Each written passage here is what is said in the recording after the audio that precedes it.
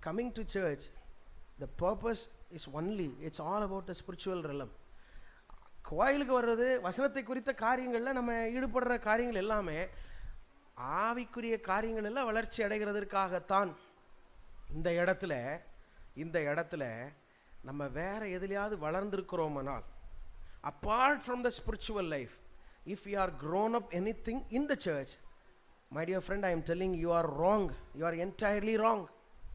You are in the wrong place and you are a wrong person. Like this Simeon, he was baptized, he had a trust on God, but still his heart was not changed, which means he didn't receive the salvation. He didn't receive Jesus Christ as his personal savior. You may telling that I have born and brought up in a wonderful Christian family.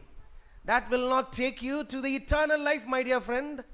You should accept the Lord Jesus Christ as your personal savior. If you don't